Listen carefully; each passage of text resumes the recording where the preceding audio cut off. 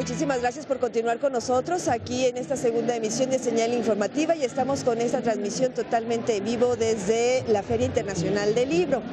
Vamos a una charla muy interesante, incluso le veníamos diciendo que nos vienen a visitar gente de otras latitudes y saludo con enorme gusto al doctor Jesús Arbolella, él es académico de la Universidad de La Habana. Bienvenido, maestro, muchísimas gracias. Y también nos acompaña Raúl Álzaga, él nos visita de Puerto Rico, él es activista, es un activista político allá en su nación.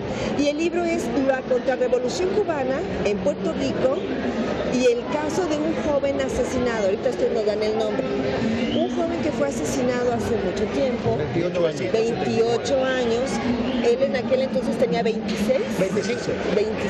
años y el caso sigue impune. ¿Qué les lleva a hacer esta investigación, maestro? ¿Quién quiere empezar? ¿Usted? Bueno, Carlos Muñiz fue un dirigente de un movimiento que se da en los años 70 entre la juventud cubana emigrada en los Estados Unidos y Puerto Rico.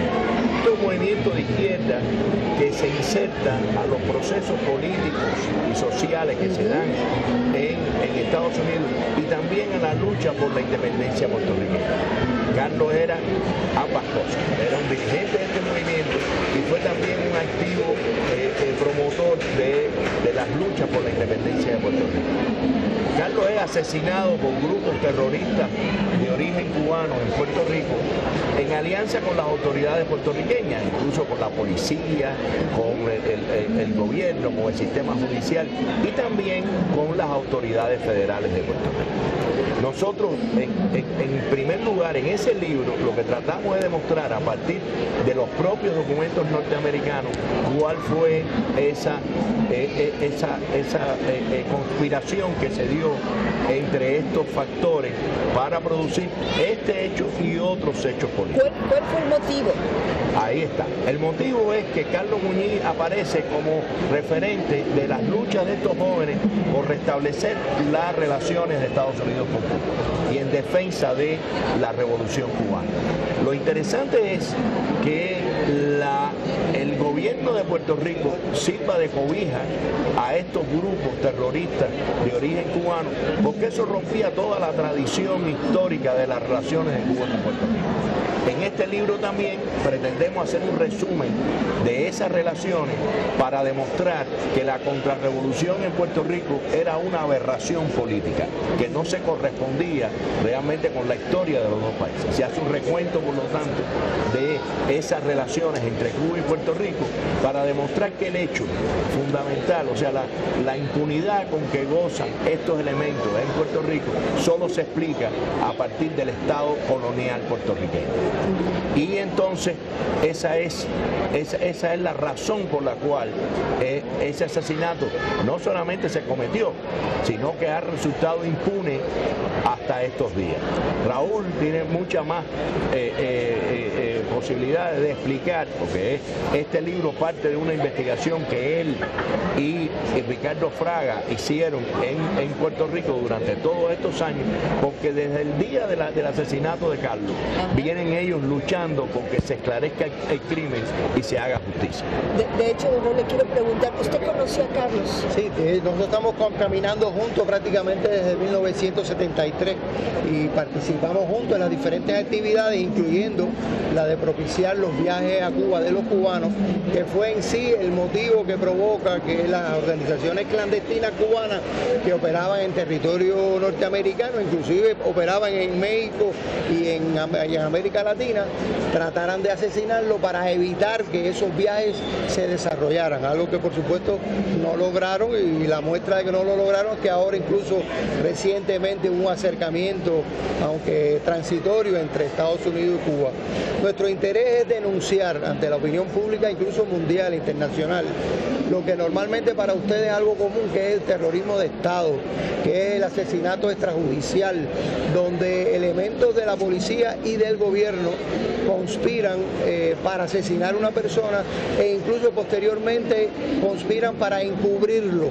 Y las diferentes investigaciones que se han realizado a partir del esfuerzo y de las presiones que se han generado por cientos de compañías compañeros y compañeras de Carlos a lo largo de todos estos años han logrado producir 3 investigaciones en diferentes momentos de estos 38 años y cada una ha ido aportando una pieza adicional al rompecabezas al punto de que ya en estos momentos las autoridades del país reconocen que hubo un encubrimiento por parte de las autoridades policíacas.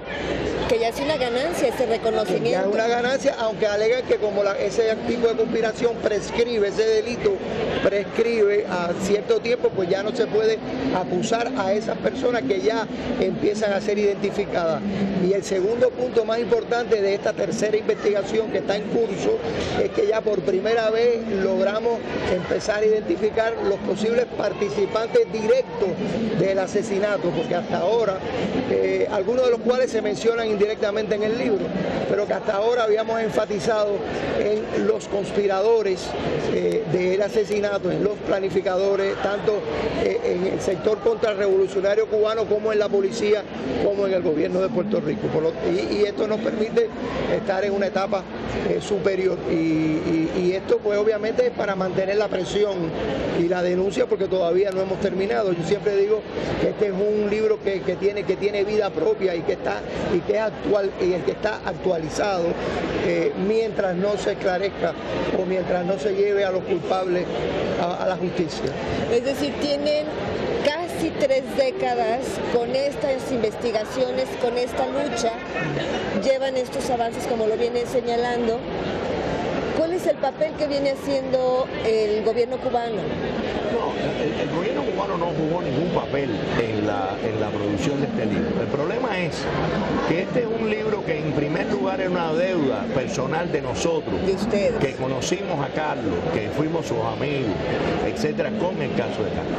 Pero también era una deuda con el pueblo puertorriqueño, que estaba cargando con un crimen del cual en realidad no era culpable, sino también víctima.